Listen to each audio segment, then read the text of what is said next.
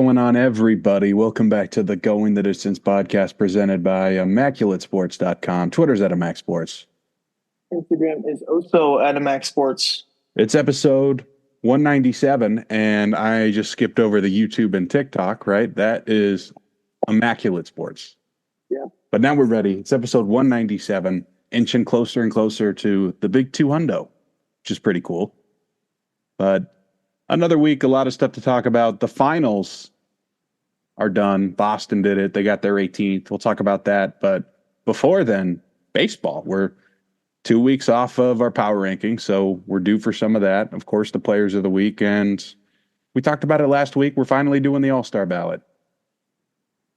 Yeah, we said that we were going to do it last week. The Hall of Fame discussion ended up taking a little bit too long, so we just moved it to this week. And I guess it fits a little bit better now because we just got the first returns from the voting, so we'll be able to say who's first and second at the respective positions. We'll do our normal power rankings, player of the week, and then looking at some of the stuff that happened in basketball over the past week, as well as the College World Series and the interesting crazy games that we've been seeing in that so far. But let's get started with our opener, and my opener is going to be Tyler Soderstrom, the 22-year-old first baseman now for the A's, has been starting to heat up after a slow start last year and at the beginning of this year as well, too. Over the last 2 weeks, 13 for 38 with 4 homers, 8 RBIs. That's an OPS of 1.077. Average of 342. He's been hitting the ball well. Hit it to like dead center, like three of those homers, I want to say, were at opposite field or dead center. He's been hitting the ball hard. Looks way more confident in the box. And it's good to see because this is a guy last year that we, labeled as a top prospect and as one of the biggest parts of the A's future. And to see him come up last year, even as a 21-year-old and not have success was just really worrying. And to see that carry on in the beginning of this year was worrying, but now that he's been doing good, feels like he's really, got his footing under him now and is pretty comfortable at the plate. And it's good to see for him, and it's good to see as an A's fan, because it's been one of the few things as an A's fan that's been fun to watch for this past 2 weeks. Yeah, I'm happy to see him get full at-bats. It's awesome. As another Bay Area legend, I'm sure he's got a lot of ABs in at the Field of Dreams in Manteca. But yeah. We're going to switch it up here for mine. How about the Birmingham Stallions of the UFL winning their championship 25-0 over the San Antonio Brahmas? Adrian Martinez, the quarterback from Nebraska, was actually the MVP of this one and of the league. He actually beat out our guy Matt Corral for the starting job. So that's another storyline to watch out for. Our guy just can't stay healthy. Very sad. But Martinez did have 2 touchdowns on the ground, some help from notables. Running back Rick Person Jr. was actually pretty good at NC State during the Trevor Lawrence era of the ACC. He had 100 yards and signed with the Seahawks today. So pretty cool. And also Jay Sternberger had a couple catches, but he's pretty much known for his blocking these days. Yeah, I did see that Tom Brady was announcing that. I thought it was pretty interesting for Fox to choose that as his announcing debut. I think you would just want it to be week 1 NFL, but oh, well, I guess he loves football too much to not be talking about it in mid-June. But we're done with talking about football for now. We'll be moving on to that in the coming months. We're moving into our player, pitcher, rookie in the week now, though. Together, who is your player of the week? How about JD Martinez, man, for the Mets? 10 hits this week. That's a 455 average, 3 homers, 9 ribbies, and a big reason why the Mets have won 6 straight. Yeah, my player of the week is going to be Carlos Correa. He absolutely torched the A's over the weekend, had a 5-hit game going into that series as well, too. Ended up being 14 for 24 with 3 homers and 8 RBIs. His average a week ago was at like 270. Now it's approaching 310. He's just been hitting the ball so well for the Twins recently, and it's been impossible to get out. Pitcher of the week. I'm going to go with Taj Bradley. The Tampa Bay youngster has been battling injuries for basically his entire career. And, well, he's been back for about a month and finally settling in here for Tampa. 7 innings shutout, 11 Ks against the White Sox. And I know that tends to happen a lot. People shove against the White Sox, but it's great to see him do it too. Not just Skubal, He's a Cy Young. Yeah.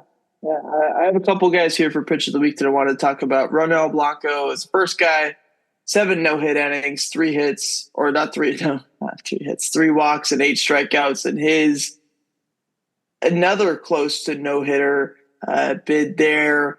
But I really want to go with DJ Hers as my pitcher of the week for his 6 innings, 1 hit, 0 runs, 0 walks, and 13 strikeout performance over the weekend. The Nationals, man, they've been heating up. And I give the pitcher of the week to DJ Hers over Blanco.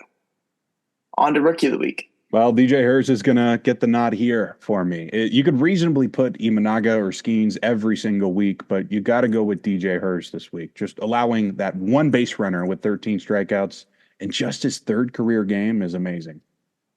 Yeah, he was dominant. He's getting co-players or co-rookies of the week with Ceddanne Rafaela, though. He heated up for the Red Sox. 13 for 22, 2 doubles, 1 homer, 3 RBIs, and a stolen base. He's a guy that I've been stashing in my fantasy team for a long time now because he has these random bursts of games where he plays really well. We saw that this past week where he was collecting 13 hits over the last 7 days. Moving on now, though, to our power rankings. It's going to be fun rankings. I thought there was a lot of interesting teams towards the back end of this to put in. But did you have anybody off your list that you wanted to mention before we get into it? Yeah, 3 teams are going to be knocked off. That's the Rangers, the Cubs, and the Tigers. Rough weeks. Yeah, I had 2 teams to knock off. I had the Tigers at 14 last week. They moved to unranked this week. And then I had the Rangers at 13 last time that we did this. And they are at not on the list. I don't know why I preceded that, but not on the list for this time around. Moving on to number 15, Skyler, who do you got? Yeah, it's going to be another newcomer here, the San Francisco Giants. I was surprised myself for including them. It wasn't a bad week compared to everyone else, though. 6 wins in their last 10. Ramos has been heating up, and they got a lot of reliable guys. I don't know if it's going to be enough to pull them into the playoffs, but they're winning enough games now than they were earlier. Yeah, there's a lot of personal opinion, I would say, the last 5 teams of this because if you just look at the NL wild card right now, I think there's 9 teams within 2 games or something like that. So hopefully it stays that way as we get into the back end of the season because that would be a fun race to watch where you're way out of it to way into it, a day in between.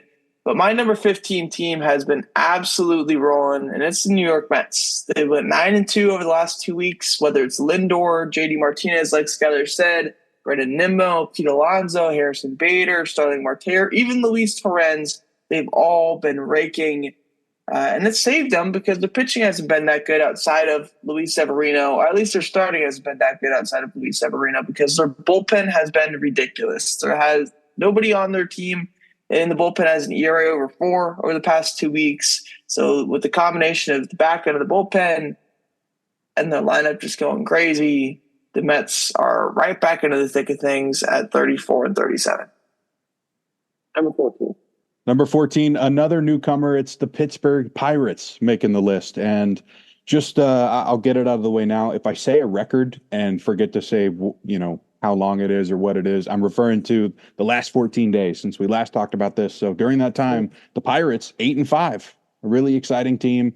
Thanks to Skeens and Jared Jones, almost alone. You can add Oneil Cruz into there too. They're alive and in the race still with all the other 9 teams. Yeah. Number 14 for me, though, is going to be the San Diego Padres. They moved down 4 spots from my last rankings a couple weeks ago. 5-8 over the last 2 weeks, but they did have a couple good things with Jackson Merrill and Francisco Tatis playing well, but Luis Arias was just not setting the table for them at the top of the order with the 552 OPS over the past 2 weeks. Machado's been bad as well, too. That's kind of been a recurring thing for him most of the year. The rotation's been struggling with injuries. At least Waldron and Michael King have been good for them. But if you're starting Randy Vasquez and Andy Mazur, that's just not the way to go around and win games. So I know they're looking for help. I know they're dealing with injuries, but if you want to make the playoffs or be competitive, you cannot have those 2 guys starting games for you. Number 13. Another team that's been surprising me, that's the Cardinals. Also 8-5 in that span. But they've won the last couple series against the Pirates and the Reds. Arenado and Goldie kind of back from the dead right now. And even the new faces, Mason Wynn, Sonny Gray have been great. That bullpen's getting the job done. It's exactly what you want from an NL wildcard team right now. So they get the nod over some of those other teams. Yeah. Number 13 for me is going to be a team that wasn't ranked. They've only been ranked once for me so far this year. That's the Washington Nationals, sitting at 35-36 right now. 8-4 over the last 2 weeks. Abram, Lane Thomas, Jesse Winker all have OPSs in the 900s over that time period. And the rotational big three between Mitchell Parker, Mackenzie Gore, and Jake Irvin have been dominant, sub-2 ERAs for all three of those guys. The young Nationals are only going to get better too. They eventually call up James Wood because he's got superstar written all over him. Yeah, Cruz up to AAA today too. Perfect. Well, Number 12 is where the Padres end up here. They're falling down 5 spots from 7, and we're exactly on the same page here. Jackson Merrill and Tatis were Player of the Week candidates, but everybody else has gone back down to earth, especially Arias and even Ha-Seong Kim, who I like a lot. And rotation that we always talk about, well, they have a couple holes now. Yeah, well. Number 12 for me, moving up 3 spots, is the St. Louis Cardinals with their 8-5 last 2 weeks. The lineup hasn't been crazy. Like, there's not like anybody with a 1 OPS or anything like that, but the rotation has been absolutely ridiculous. Sonny Gray, Miles Mikolas, and Kyle Gibson, all ERAs in the 1s or 2s. And their bullpen's been really good as well, too. The St. Louis Cardinals, who are above 500 and currently hold one of those wild card spots in the NL. Number 11. Number 11, I got the Red Sox up from 13 last time. And, well, they're still doing it, man. 8-5 over the last 2 weeks, and they can hit now. The most walks in the league, and their 856 OPS is only behind the Mets since we did this last. They're on fire. Steal a lot of bases, too. Real 9 stolen bases on Sunday Night Baseball, whatever that was. That was crazy. I also have the Red Sox at number 11. 8-5 the last 2 weeks. They move up 1 spot. I'll just go through some of the guys on the team that have been hitting and how many hits they have the last 2 weeks. We got Jarren Duran with 19 hits at the leadoff spot. Ceddanne Rafaela with 19 hits. David Hamilton, 14 hits. Rob Snyder, 13 hits. Connor Wong, 13 hits. That doesn't even mention Rafael Devers and Tyler O'Neill, who both have OPS over 900. The lineup has been popping recently for them. Whoever's up is hot, and that's all that matters. And they don't even have Tristan Casas right now. Once he comes back, take out Dom Smith, you're good to go, man. The Red Sox lineup is dangerous, and they have like that like misfit mentality to them where, except for Devers and maybe Casas, they're not like these like, A prospect type guys. They're all kind of, David Hamilton's bounced around. Rob Snyder finally found a home. Connor Wong had this like backup catcher period for a couple years in his career. Tyler O'Neill kind of, forgotten from St. Louis and now picking up with the Red Sox again. They all have a very interesting story and are a fun team to watch. Sitting at number 11 on my rankings. Not missing Verdugo. Number 10. For real, really not. Number 10. Number 10 is going to be the Twins. They're only up 1 spot, but they're definitely trending upwards. They're up above 500 again. You mentioned it earlier. Correa looks healthy for the first time in years, but they're still pretty streaky. Outside of hitting 296 as a team this week. Yeah, number 10 for me is going to be the Kansas City Royals, sitting at 41-32. They moved down 1 spot despite a 5-7 week. Bobby Witt been good, and the whole season for the Royals, it's been a Bobby Witt, Salvador Perez, kind of 1A, I would say 1A, 1B, 1 and 2 for sure. And then after that, it drops off a little bit with Pasquantino and Michael Garcia and some of the other guys. It's been the same for those other guys, but Salvi's starting to slow down now a little bit. A 581 OPS, 162 average over the last 2 weeks. You're going to need him to pick it back up if you want to, stay somewhat close to the division, and I think that's got to be your goal.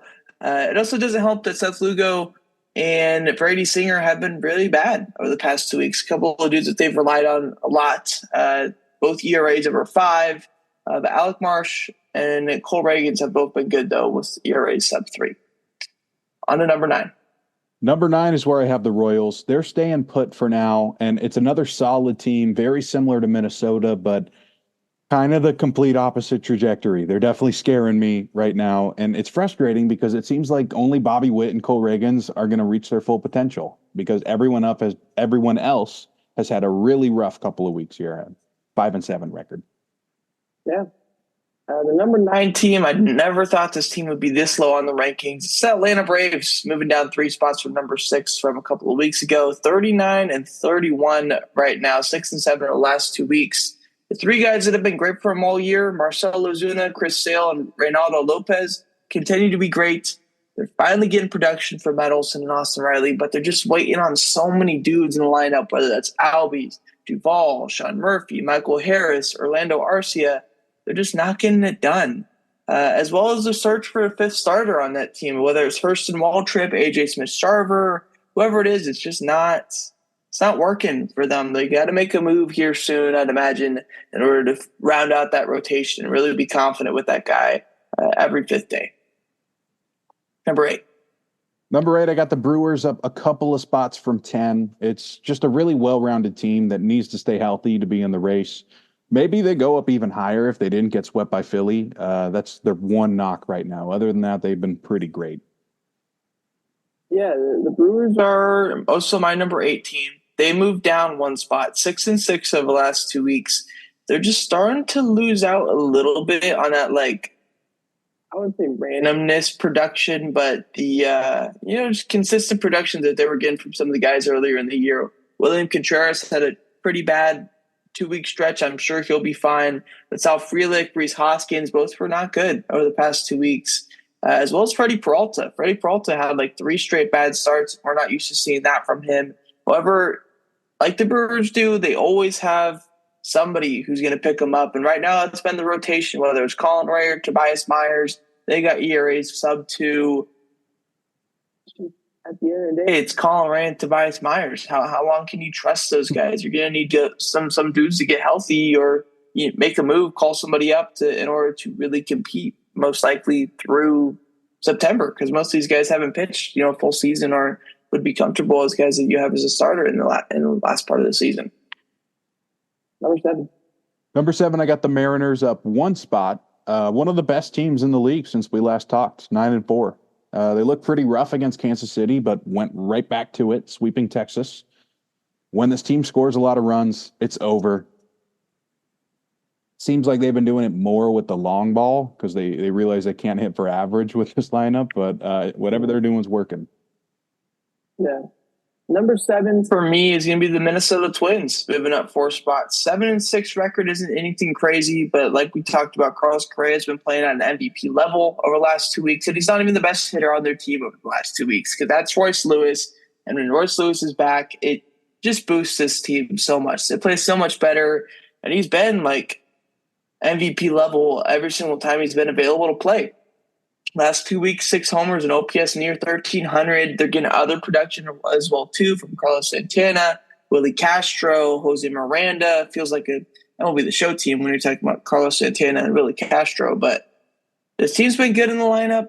I know they're streaky. It's feels like they're the most common team in our rankings where it's a +4, -4, +4, -4.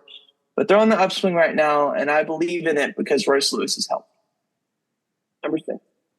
Number 6, I did not move the Braves. I kept them because luckily for them, Jared Kelenic has been pretty good because Laureano, Duvall, Harris, they're all under the Mendoza line this month ever since the injury, and they got wrecked by the Nationals. So they definitely have the right to be moved down. I just want to see a serious struggle first because they still put up way above league average numbers. Yeah. They're pretty comfortable in that number 1 wild card spot as well, too, because Phillies don't show any signs of slowing down, and it's probably going to be tough to catch it back up to them being 8 games back at this point. But I'm pretty sure it's the same level to the next wild card team, 5-6 games period. So they should be pretty comfortable there. So I understand that for sure, keeping them in the 6th spot. My number 6 team, though, is the Seattle Mariners, moving up 2 spots from number 8. Like Skyler said, a really good last 2 weeks for this team at 9-4. The lineup hasn't been anything crazy, but it's been solid all around, especially when you have this pitching staff, you don't have to have a great lineup. Gilbert, Kirby, both ERAs in the ones. It's just with this team, their bullpen doesn't have too many stressful situations because every single guy that you put out there to pitch is great. It's a rotational spot. It's their 5-stars like Brian Wu, who has like a 1-something ERA right now, and he's ridiculous. And they got all these guys in the minors as well too.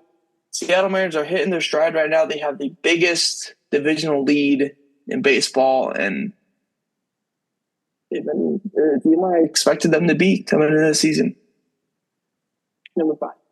Number 5, the Guardians are also going to stay put. It was a very average week at 5-5 with the offense stalling a bit, but it's a better story than Atlanta. So I still kept them above. Quan, Naylor, J-Ram crushing the ball. And super utility Daniel Schneemann. This has been a great story these past couple weeks for sure. I had to mention him. I'm not really worried about them in Minnesota yet. So they're going to stay in the top 5. Yeah, they stay in my top 5 as well too, sticking at that 5 spot, same spot that we had on that a couple weeks ago. Only 5-5 for the last 2 weeks, but Stephen Kwan, man, 543 average, 1.3 OPS, and the bullpen, whether it's Avila, Hentages, Barlow, or Heron, you can go whoever back there. And that's not even talking about Clase, because I just listed the guys that have a 0-0 ERA over the last 2 weeks. It's already been just like it's like the Brewers of the American League. They have dudes that just come out of nowhere and produce for them. They're not going to kill you with the homers. They're not going to kill you with the big names. Actually, I guess J-Ram's a pretty big name, but regardless, this team's so fun to watch day in, day out, regardless if they're winning or losing. Number 4, I got the Orioles. Baltimore is really hot, 9-4 over the last 2 weeks, but they're also going to stay put. Some big wins over Philly and Atlanta. Sounds like they're gearing up for the trade deadline, and they got nothing to worry about. The other team in their division has just been a little better.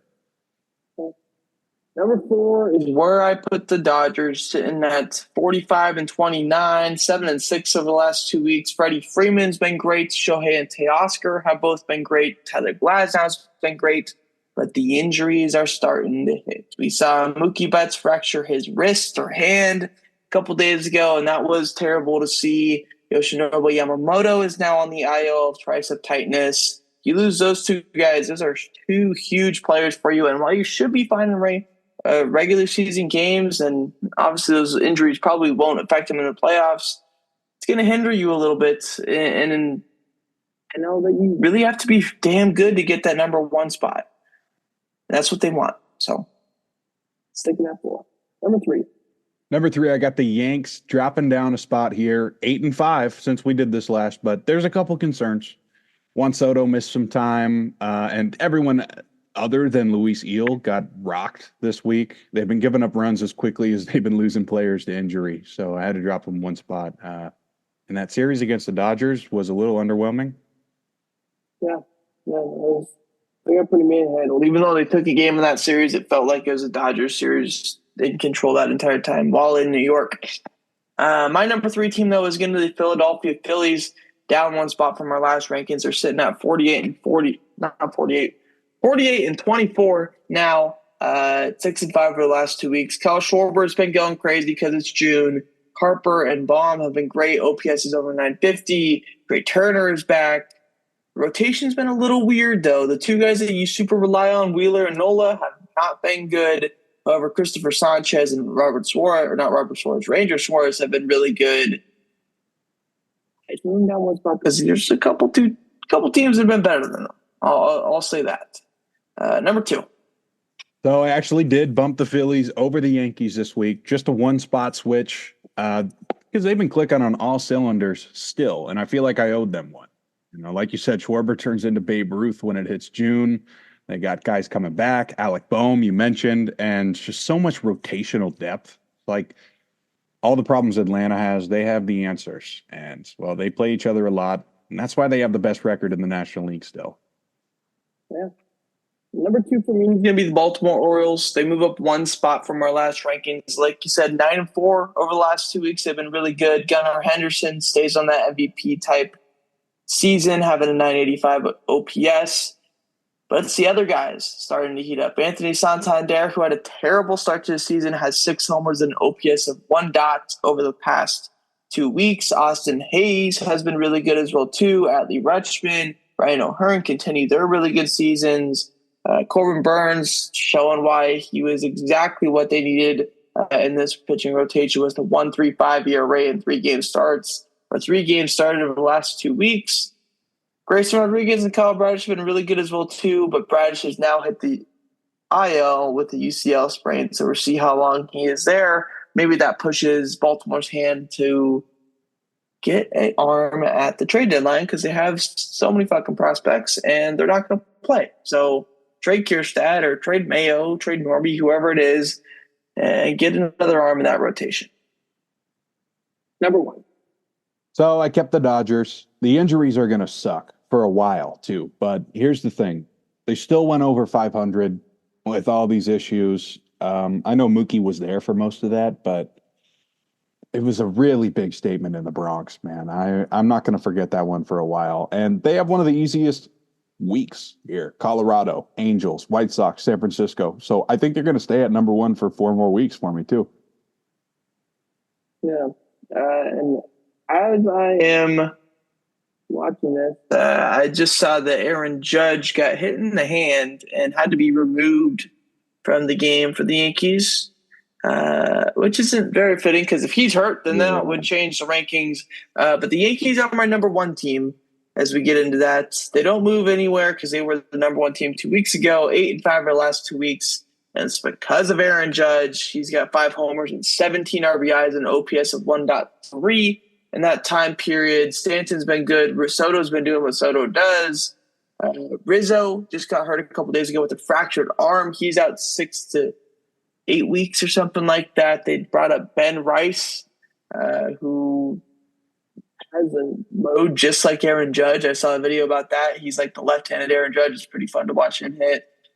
Louis Eel has been good, but like you said, the other guys haven't been so good, which is fine, though, because they get a guy named Garrett Cole back tomorrow making his season debut, and hopefully that fixes everything for them in the rotation department. Regardless, the Yankees are great.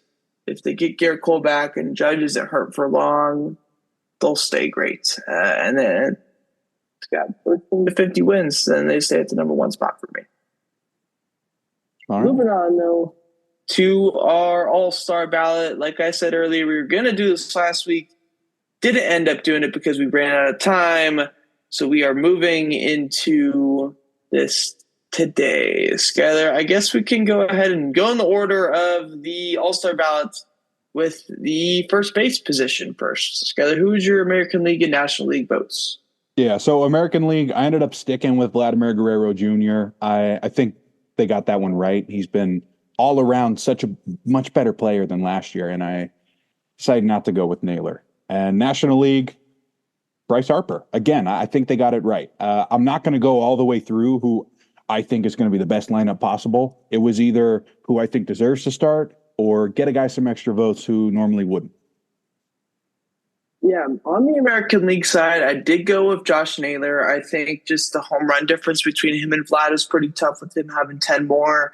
I do want to commend Vlad for his season so far because he was shit on pretty hardly by the media over this past year, and he's, I think, having a pretty damn good season. So I did go with Naylor, though. On the National League side, it's really just between Freeman and Harper, and I went with Harper because he is the greatest showman. Yeah. On to the second base position, Skyler. Who do you have?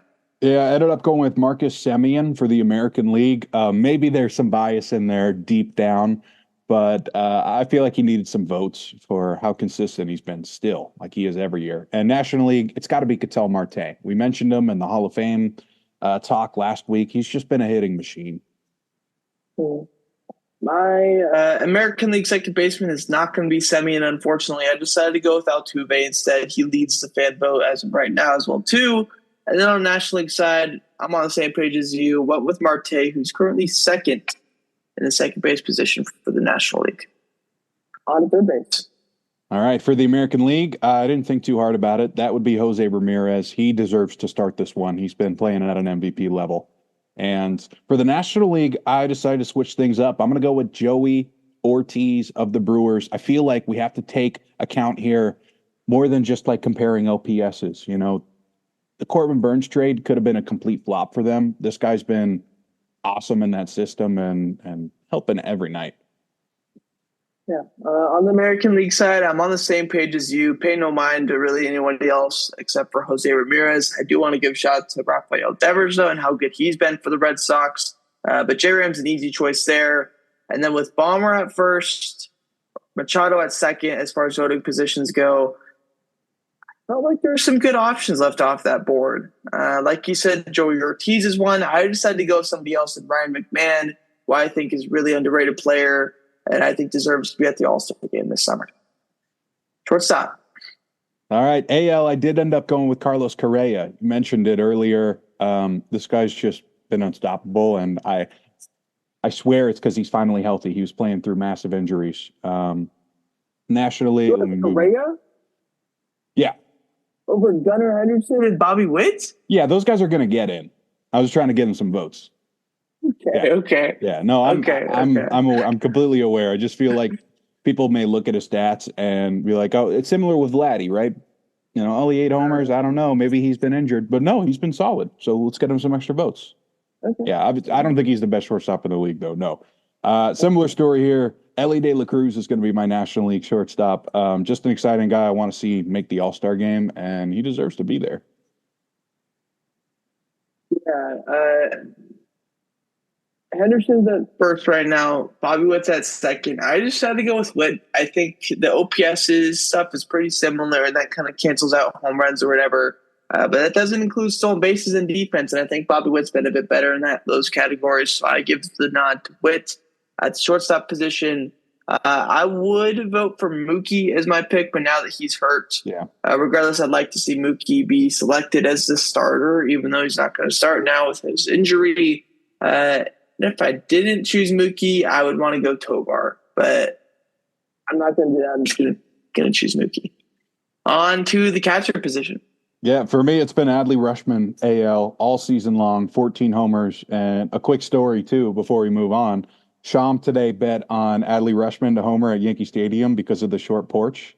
He faced Nestor Cortez today. So I thought that was hilarious. We're like, what are you talking about, man? He's going to hit right-handed. But it's still kind of short and right down the line in left field, but sure. That's a pretty tough spot still. Yeah, and National League, I'm still sticking with William Contreras. He does much more than offense for them, and the offense has been the best of that category still. Yeah, I'm going to talk same as Skyler here. Rutschman's first, Salvador Perez is second. I'm picking Rutschman pretty easily, and then in the NL, it's Contreras at first, Realmuto at second. Maybe if William or Wilson Contreras was a little bit more healthy, would contest his brother a little bit, but I'm going with William as the number one guy for sure. Yep. On to the outfield. Yeah, I didn't mess around with the first two guys, Aaron Judge, Juan Soto. The shortstops, if they ever hear this, you can come make fun of me or be mad at me, whatever. I just want to give Correa a vote. But Judge and Soto, I left that last spot for Matt Bierling, a guy who probably won't be the automatic. I figured Riley Green's automatically getting in. Let's get another vote for Bierling. How about that? Yeah, okay. All right. And National League. Oh, you want to go AL? No, you go ahead. I just forgot. All right. Similar story here. I got the two great Padre outfielders. How about Jerickson Profar's career resurgence, along with Tatis still doing his thing? And I'm going to throw in Brandon Nimmo. Really slow start, but just a great all-around player. Yeah.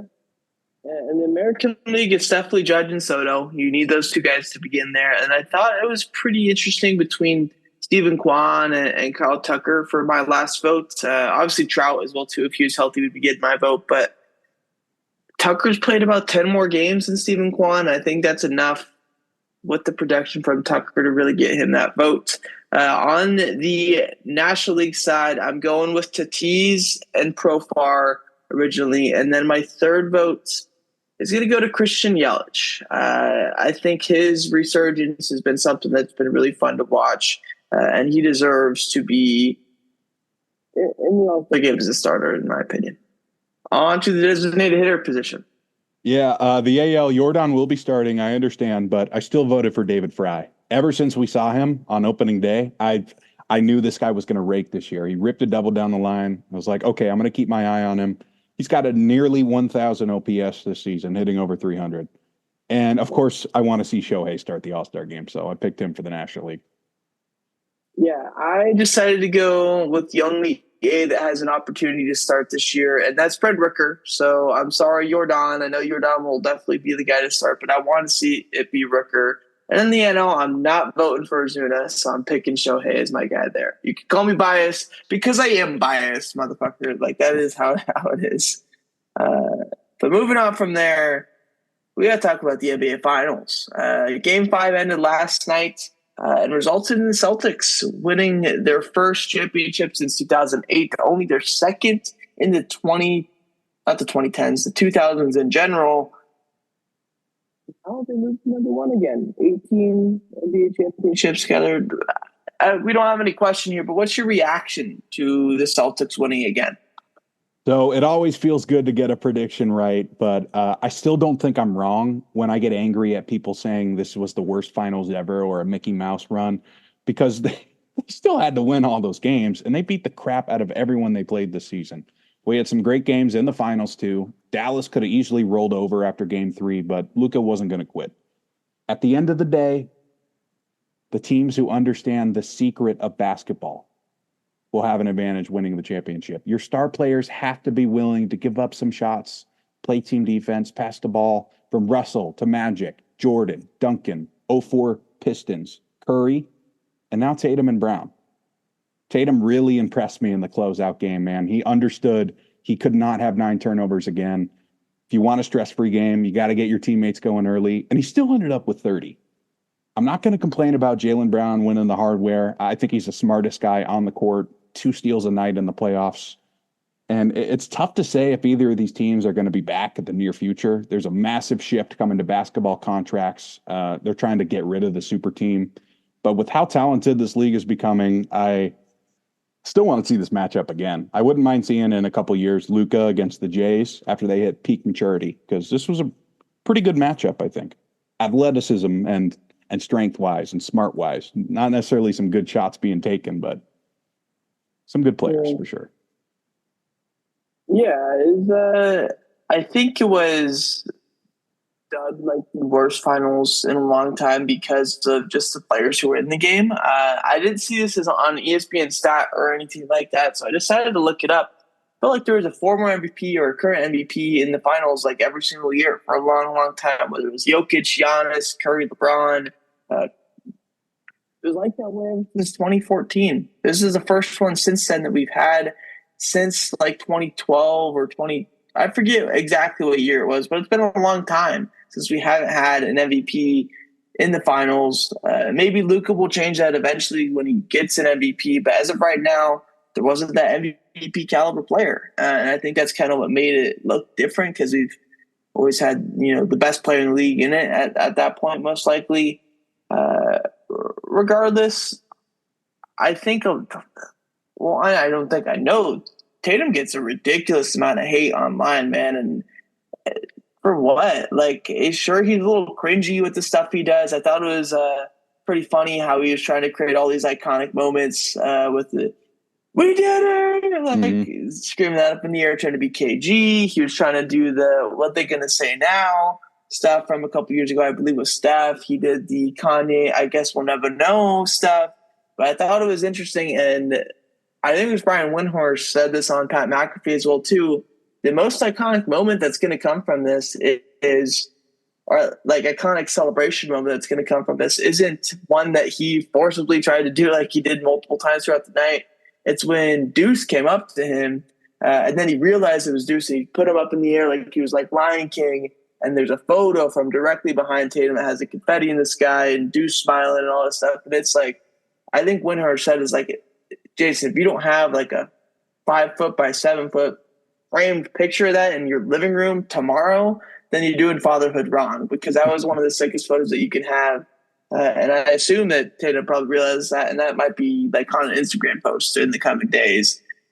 Regardless, back to basketball, I thought the narrative that the media tried to push and where it's, Brown versus Tatum, and they've always really done that. And maybe it's worked in the past to put division between them, but I think it really bonded them this year. And you could tell, even by the way that Jaylen Brown was talking, that he was, hey, we couldn't have done this without a partner in crime. And the equals that him are and Jaylen Brown and Jason Tatum, and how they use that to their strength this year was really cool to see. And like they again with the media, like right after Jaylen Brown won it, they showed Brown for a few seconds, and that's right to Tatum.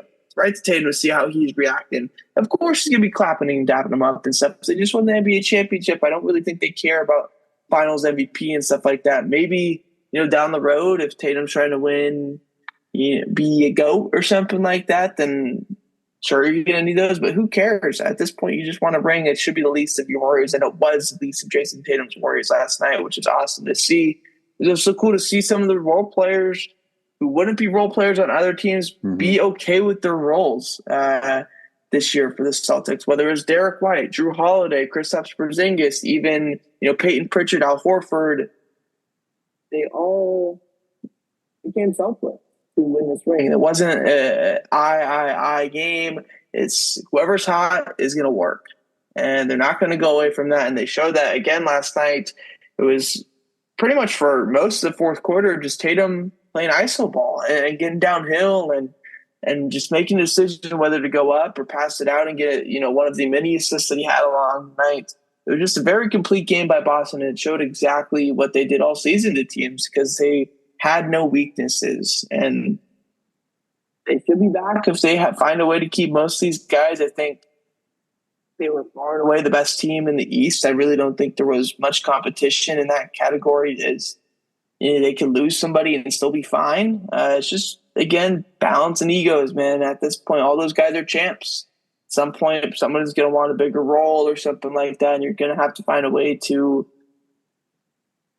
divvy that up if you're Missoula and Brad Stevens and all these guys. So we'll see how they handle it. I do think if they wanted to, this team has the ability to win, another chip. If they don't get it contested in the East as well, you're going to be set right into the finals pretty much. And on the Western Conference, there's a ton of different teams there, but unless you're playing now the Mavs or the Nuggets, most of those teams don't really have experience at that level. And when you do, and you've played in 2 NBA finals like most of those Celtics players have, or 3 for some of those guys, if they get there another time, then it's pretty tough to beat, man. Really tough to beat. On to the second half, Skyler. What do you got here? Yeah, how about we start with some Omaha baseball? The tournament's in full swing. I originally had on the notes the final 5, but just now we know North Carolina's gone. They lost to Florida State. Actually, that was I had the final 6. Now it's the final 5 because we had a freaking rain out today. Let me pull it up. Kentucky, Florida. Okay, so one of your picks, Florida. Great. I mean, I got to apologize to Kentucky, too, while we're on this side of the bracket. I didn't think they make it this far in their first run ever. Just awesome all the way around. But big surprise in bracket 2. Texas A&M still undefeated. They're missing their best player, Montgomery, and they've been pitching amazing. We'll take this one back up to the top. We're going to have a rematch of Tennessee and Florida State. And I know right now it seems like Tennessee has no weaknesses, but hey, Florida State is a team I've been following. They've been really good, and I'm glad they get another crack at them because the last time they played was 12-11. They blew a crazy lead at the end, and I know Florida State can get them. I don't know about 2 times in a row, though. Yeah. Did you watch that game at all today with Florida State and North Carolina? A little bit. The 9-hitter, Jack West, I want to say, or something like this, short little catcher, only 2 homers on the year, ended up 2 homers, like 260 on the year. He didn't have a crazy year. Ended up going 4 for 5, hit a homer to kind of put the dagger into Northern Carolina late in the game. And they were just showing him. It's just like, just shows how crazy Omaha and baseball is in general, where it could be really anyone's moment to do something nuts. Yeah, for sure. And I like your pick with Tennessee. Right now, they have probably the best path right now. They've already seen this team once before and double elimination. So we'll find out tomorrow afternoon, it looks like. And our championship will be game 1 on my birthday next Saturday. All right. There we go. I got one more thing in halftime too. So the NBA draft is going to be next Wednesday, and I've been trying to work on a little big board here. I won't get into the order of it because so many things have changed. Nikola Topic tore his ACL. Terrence Shannon Jr. I thought maybe wouldn't even be eligible. He was, you know, charged with something that rhymes with grape. Turns out it was a miscommunication, and he's not anymore, and he's going to the combine and such. So, how about we start off with who I had as the top guy? I don't think I'll change it. Donovan Clingan, the 7'3" center from UConn. His ceiling is going to be Rudy Gobert, the best defender in the class, right? Ridiculous block numbers. And the floor, I think, isn't that bad, actually. That's why he's at the top. Mason Plumlee, if he can stick around the league and be athletic and average an 8 and 6 instead of a 2 and 2, like some other guys will from France, not a bad career, right? Manas Buzelis, 6'10" forward from the G League, great shooter. Compare him to Detlef Schrempf. As best case scenario, with this new era of basketball, he'll be able to sit in the corner and not have to play defense. The floor, though, that's Mo Wagner, the Wagner brother who can't play defense, and now they can't find a spot for him on the floor. I'll mention Zach Rishizer. I can't get it yet perfectly. I see that name all the time, and I have no clue how to say it. Anyways, he's the 6'9" forward from France. He played really well in the same playoff system that Wemby did. So right now he's my top forward, I think, in this draft. I have a ceiling at Tobias Harris. He made some big shots. You just got to remember, this is the kind of draft class where you got to pretend like you're starting at the 8th pick. Obviously, you wouldn't take Tobias Harris number 1, but if he's there at number 10, that's not a bad bargain. You know he's not going to be your number 1. I'll mention Alex Sarr real quick. As of right now, I have him at the 8th spot. I'm just not very convinced. That's the 7'1" forward from France. We made the joke about it last week or 2 weeks ago, but I'll just say it. The ceiling's Jaren Jackson Jr., blocking 3 shots a game. The floor is James Wiseman out of the league. I mean, we don't even know what this guy's actual weight is, if this guy can dribble the ball. We just have no clue yet. And we'll stop there for now. We got another week to talk about it. Next week, if we need to fill up some more time. There's just some good defensive players, and I like the guards. There's just not a lot of top-tier talent this year, unfortunately. So it depends a lot on where they go. It'll be interesting to see how, 5-10 years down the road, how we look back at this draft class, because there just is no star. And I think every single draft class, week or not, has a star attached to it. And it just, maybe there's some slight potential for some good defense or something like that, but it doesn't feel like there's that crazy scorer in this class, which is, I guess, good for the Warriors if you don't have your pick, and we're able to find other spots to, make up for that. But I think if you have the number 1 pick in this draft, like the Hawks do, and then you look at next year's class and, oh, damn, I wish we had the number 1 pick next year instead of this year. I'm just curious how much they put into stock into those long-term trades, for the Paul George trade and stuff like that, where Sam Presti and them looking at the 2024 draft class as a class to kind of stay away from and picks to get back. Or I'm curious on how far into the future they look at that stuff as an option. Regardless, they probably do. I just don't know how to grade 8th grade basketball players at the time, Anyways, moving into our Layups Bowl predictions, and I see a whole lot of green right here, which is great to see. We went 4 for 4 in our picks, 5 for 6 if you include our finals predictions. But in the layups, I had Seattle over Chicago White Sox on Wednesday. That did happen. Skyler had the Yankees over Boston on Friday. That was the one game the Yankees did win in that series, so good there. This week, I have the Giants over the Cubs on Wednesday. That is a Kyle Hendricks start. And the Giants have been playing good baseball recently. Kyle Hendricks has not been good. So give me the Giants. Also going with a baseball game for the layup. How about the Brewers over the Padres on Thursday? That's going to be a Brees Wilson start for the Brewers. We talked about it earlier. One of the only consistent guys on the staff right now. And he's going up against, is it Adam Mazer? I said Andy because I knew it starts with an A and I forgot what his first name was. So Anyways, he's had a rough week, so I'm going to pick against him. Maybe our bold prediction should be what his actual first name is. Let's see. It is. Anyways, we'll worry about that later.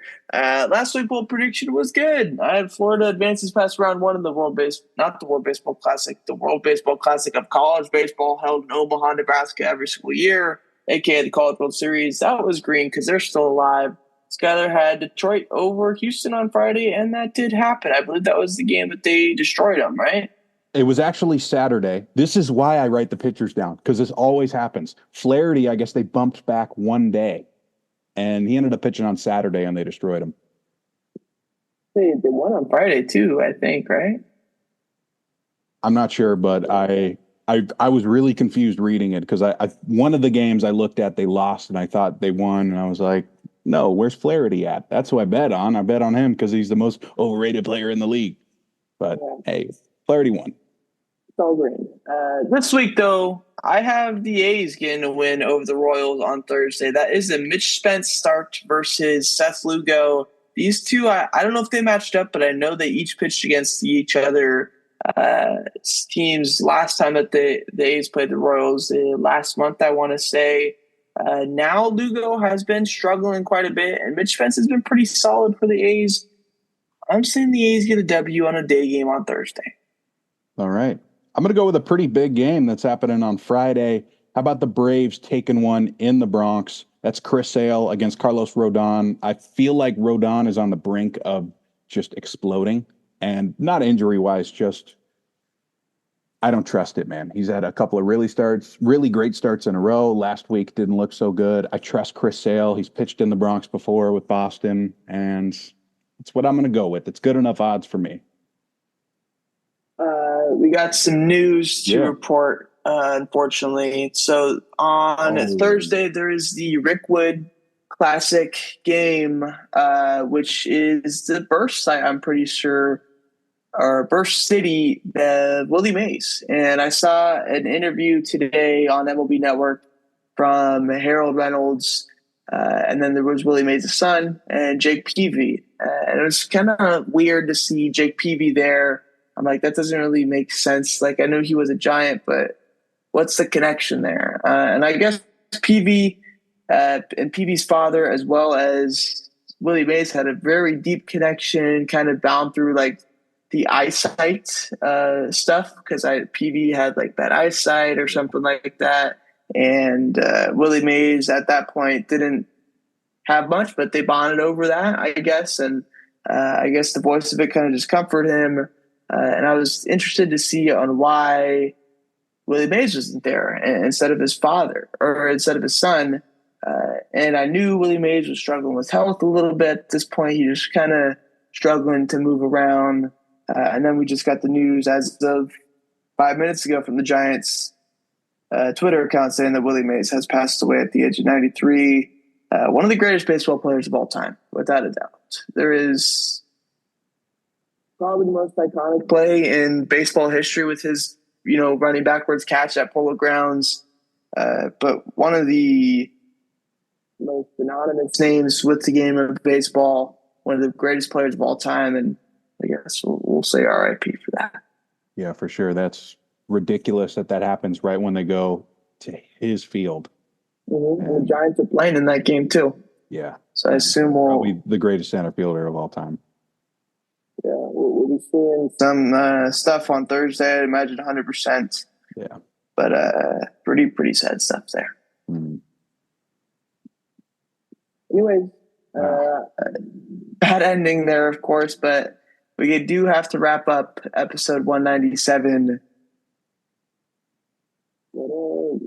Rest in peace, Willie Mays. Go A's, and we're looking forward to seeing how cool of an experience it'll be to see on Thursday that Giants game at Rickwood Field in Alabama. Yeah, I watched a couple of innings of a minor league game that's there today. Looked pretty cool.